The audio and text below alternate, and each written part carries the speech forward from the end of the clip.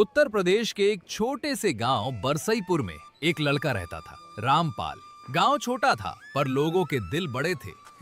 मिट्टी के घर, कच्ची सड़कें, खेतों की हरियाली और सुबह सुबह मुर्गे की आवाज, यही उस गांव की पहचान थी। रामपाल बहुत गरीब परिवार से था। उसके पिता पहले खेतों में मजदूरी करते थे, लेकिन एक हादसे में उनका पैर घायल हो गया। अब वो ज्यादा काम नहीं कर पाते थे। माँ घरों में बर्तन धोकर किसी तरह घर चलाती थी। घर की हालत इतनी खराब थी कि कई बार रात को सिर्फ नमक और रोटी से गुजारा करना पड़ता था। रामपाल बचपन से ही समझदार था। उसने गरीबी को बहुत करीब से देखा था। वो पढ़ाई में अच्छा था, लेकिन घर की हालत के कारण उसे 8वीं के बाद स्कूल छोड़ना पड़ा। एक दिन वो खेत के पास बैठा था और सोच रहा था, क्या मेरी जिंदगी हमेशा ऐसी ही रहेगी? तभी उसकी माँ ने आवाज लगाई, रामपाल बेटा, जल्दी आओ, घर में राशन खत्म हो गया है, कुछ काम ढूंढना पड़ेगा। रामपाल ने माँ की आंखों में चिंता देखी। उसी पल उसने फैसला कर लिया कि वो अब परिवार की जिम्मेदारी उठाएगा। कुछ दिनों बाद गांव में वार्षिक मेला लगा। पूरे इलाके के लोग वहां आए थे। रंग बिरंगी दुकानें, खिलौने, मिठाइयां और खाने के ठेले लगे थे। रामपाल भी अपने दोस्तों के साथ मेला देखने गया। तभी उसे एक जगह से बहुत लाजवाब खुशबू आई। वो खुशबू थी मटन करी की। एक बूढ़ा आदमी बड़े कढ़ाई में मटन पका रहा था। मसालों की खुशबू दूर दूर तक फैल रही थी। लोग लाइन लगाकर मटन खरीद रहे थे। रामपाल उस ठेले को ध्यान से देखने लगा। उसने देखा कि लोग खुशी से खाना खा रहे थे और बूढ़ा आदमी मुस्कुरा रहा था। रामपाल ने हिम्मत करके बूढ़े आदमी से पूछा, बाबा, क्या मैं यहाँ काम सीख सकता हूँ? सीखना आसान नहीं होता बेटा, मेहनत करनी पड़ती है। मैं मेहनत से नहीं डरता। बूढ़े आदमी का नाम था रघुवीर काका। उन्होंने रामपाल की आंखों में सच्चाई देखी और उसे अगले दिन आने को कहा। अगले दिन सुबह सूरज निकलने से पहले ही रामपाल रघुवीर काका के पास पहुंच गया। सबसे पहले सीखना है धैर्य। अच्छा खाना जल्दी नहीं बनता। रामपाल पूरे दिन काका के साथ रहा। उसने देखा कि मटन को धोने से लेकर मसाले पीसने तक हर चीज में सावधानी रखनी पड़ती है। खाना पेट नहीं, दिल से बनाना चाहिए। रामपाल धीरे धीरे सब सीखने लगा, लेकिन गांव के कुछ लोग उसका मजाक उड़ाते थे। देखो, मजदूर का बेटा अब बावर्ची बनेगा। रामपाल को दुख जरूर होता था, लेकिन वो चुप रहता था। उसे अपने परिवार का चेहरा याद आ जाता था। करीब 1 महीने बाद रघुवीर काका ने उसे पहली बार मजदूरी दी, 50 रुपए। रामपाल के लिए वो 50 रुपए खजाने से कम नहीं थे। वो खुशी खुशी घर पहुंचा और माँ के हाथ में पैसे रख दिए। माँ की आंखों में आंसू आ गए। बेटा, तूने तो हमारा सहारा बन लिया। उस दिन घर में पहली बार सबने भरपेट खाना खाया। रामपाल को लगा जैसे उसकी मेहनत रंग ला रही है। समय बीतता गया। रामपाल अब अच्छा खाना बनाना सीख चुका था। लेकिन एक दिन रघुवीर काका अचानक बीमार पड़ गए। डॉक्टर ने उन्हें काम करने से मना कर दिया। काका ने रामपाल को बुलाया और कहा, बेटा, अब मैं ज्यादा काम नहीं कर सकता, लेकिन एक बात याद रखना, मेहनत और ईमानदारी कभी धोखा नहीं देती। रामपाल उदास हो गया। उसे लगा जैसे उसका सहारा खत्म हो रहा है। काका की बीमारी के बाद ठेला बंद हो गया। रामपाल फिर बेरोजगार हो गया। घर की हालत फिर खराब होने लगी। एक रात रामपाल बाहर बैठा आसमान देख रहा था। उसे रघुवीर काका की बात याद आई। तभी उसके मन में एक विचार आया, क्यों ना मैं खुद मटन का ठेला लगाऊं? लेकिन समस्या थी, पैसे नहीं थे। रामपाल ने गांव के साहूकार से पैसे उधार मांगने का फैसला किया। साहूकार बहुत कठोर स्वभाव का था। उसने कहा, अगर पैसे समय पर नहीं लौट आए तो घर गिरवी रखना पड़ेगा। रामपाल डर गया, लेकिन उसने हिम्मत नहीं हारी। उसने उधार ले लिया। माँ को जब पता चला तो वो डर गई। बेटा, इतना बड़ा जोखिम क्यों लिया? माँ अगर डरते रहे तो कभी आगे नहीं बढ़ पाएंगे। रामपाल ने पुराने लकड़ी के पहियों वाला एक ठेला खरीदा। उसने खुद उसे साफ किया, रंग किया और एक छोटा सा बोर्ड लगाया, रामपाल मटन करी। पहले दिन उसने बहुत मेहनत से मटन बनाया, लेकिन पूरा दिन गुजर गया। कोई ग्राहक नहीं आया। रामपाल निराश हो गया। शाम को बचा हुआ मटन घर ले आया। उस रात उसने खाना खाते समय माँ से कहा, शायद मैं ये काम नहीं कर पाऊंगा। बेटा, पेड़ भी फल देने से पहले समय लेता है। रामपाल ने तय किया कि वो हार नहीं मानेगा। रामपाल ने ठेला तो लगा लिया था, लेकिन उसकी असली परीक्षा अब शुरू होने वाली थी। पहले दिन कोई ग्राहक नहीं आया था, लेकिन उसने हार नहीं मानी। अगले दिन वो और जल्दी उठ गया। उसने खुद मसाले पीसे, ताजा मटन खरीदा और पहले से ज्यादा मेहनत से खाना बनाया। सुबह की ठंडी हवा चल रही थी। रामपाल ने ठेले को गांव के चौराहे पर लगाया। वहां रोज मजदूर, किसान और राहगीर आते जाते थे। वो उम्मीद से ग्राहकों का इंतजार करने लगा। करीब 2 घंटे बीत गए, कोई ग्राहक नहीं आया। रामपाल का आत्मविश्वास डगमगाने लगा। तभी एक बूढ़ा किसान वहां आया। उसने पूछा, बेटा, मटन कितने का है? चाचा, 40 रुपए प्लेट। किसान ने प्लेट ली और खाने लगा। कुछ देर बाद उसके चेहरे पर मुस्कान आ गई। बेटा, खाना बहुत स्वादिष्ट है। रामपाल के लिए ये शब्द किसी इनाम से कम नहीं थे। किसान ने जाते जाते कहा, कल अपने दोस्तों को भी लेकर आऊंगा।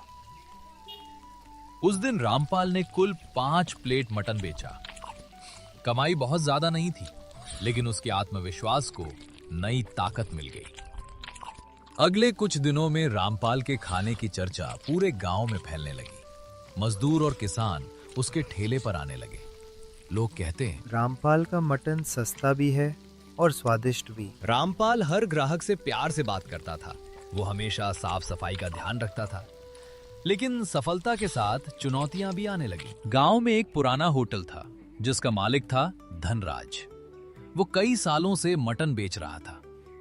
जब उसने देखा कि लोग रामपाल के ठेले पर ज्यादा जाने लगे हैं, तो उसे जलन होने लगी। धनराज ने अपने नौकर से कहा, अगर ये लड़का ऐसे ही चलता रहा तो मेरा काम बंद हो जाएगा। उसने रामपाल के खिलाफ अफवाह फैलानी शुरू कर दी।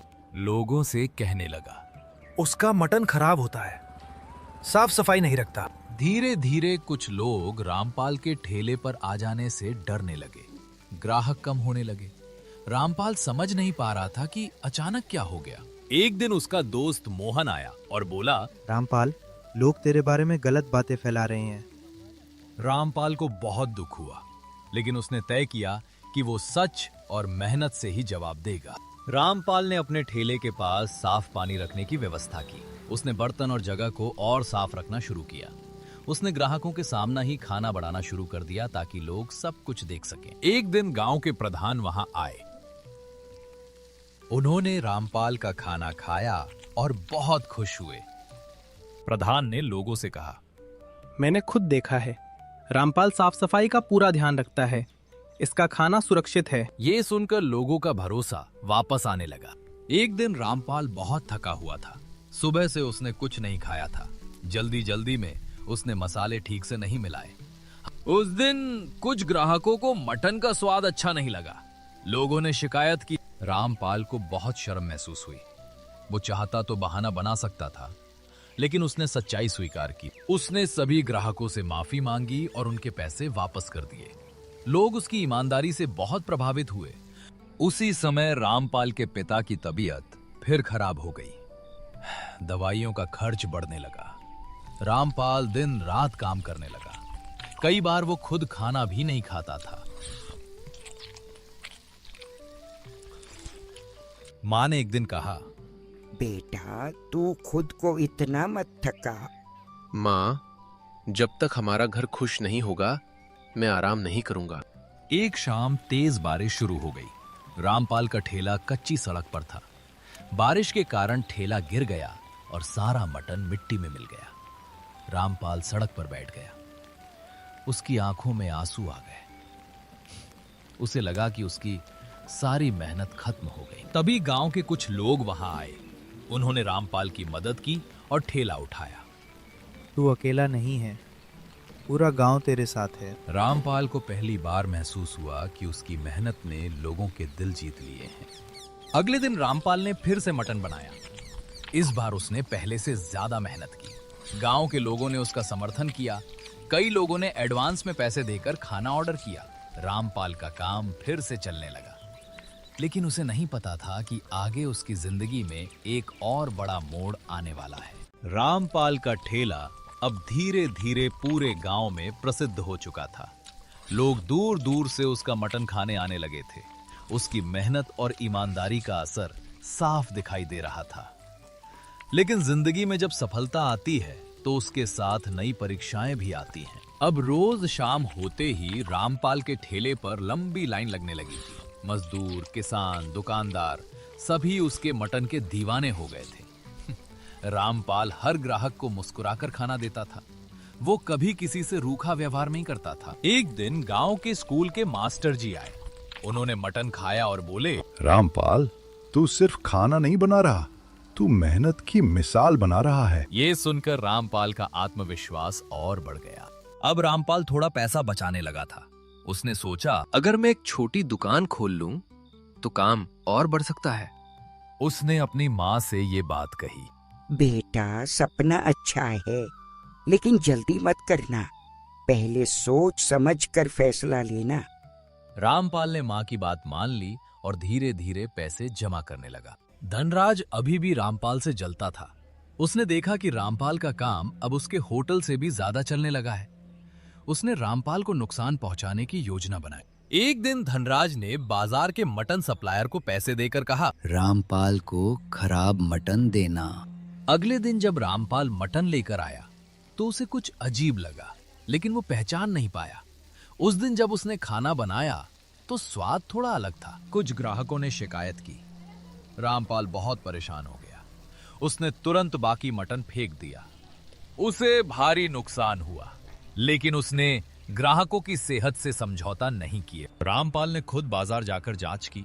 वहां उसे पता चला कि सप्लायर ने जानबूझकर खराब मटन दिया था। रामपाल ने गुस्सा नहीं किया।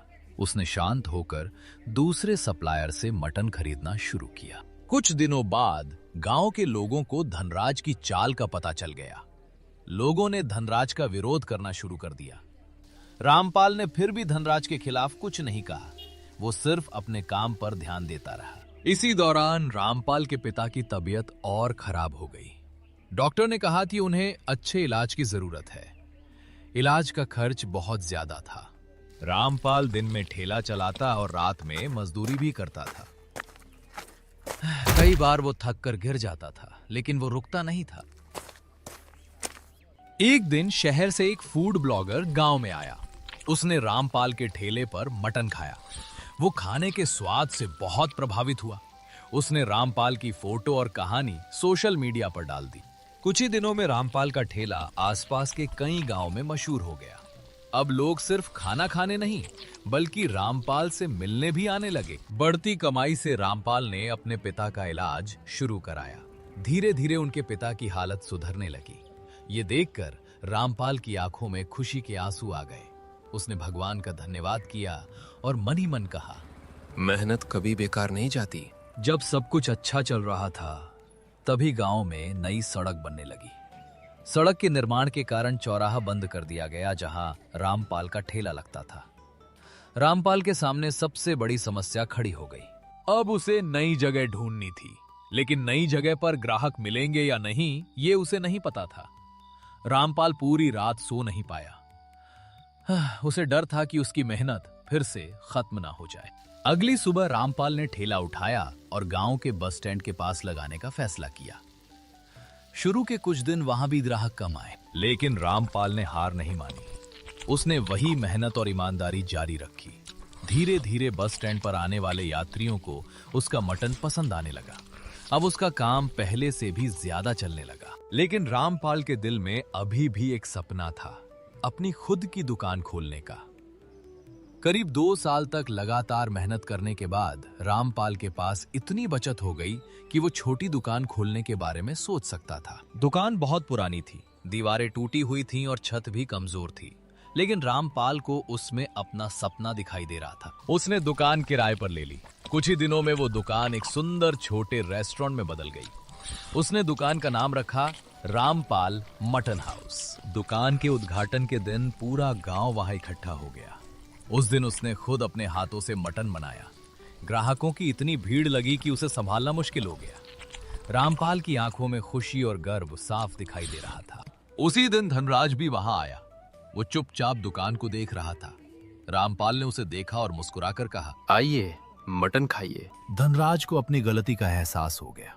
उसने सिर झुकाकर कहा, मैंने तुझे बहुत परेशान किया, मुझे माफ कर दे। रामपाल ने बिना किसी गुस्से के उसे माफ कर दिया। एक दिन रामपाल ने अपने माता पिता को दुकान पर बैठाया और कहा, आज जो कुछ भी हूं आपकी वजह से हूं। खुशी के आंसू बहने लगे। उसके पिता ने कहा, बेटा, तूने गरीबी को हराकर साबित कर दिया कि मेहनत सबसे बड़ी ताकत होती है। उसने मन ही मन कहा, अगर उस दिन हार मान ली होती तो आज यहां नहीं होता। मेहनत और धैर्य से कोई भी सपना पूरा किया जा सकता है। ईमानदारी इंसान को हमेशा ऊंचा उठाती है। सफलता मिलने के बाद दूसरों की मदद करना ही असली जीत होती है। मुश्किलें हारने के लिए नहीं, मजबूत बनने के लिए आती हैं।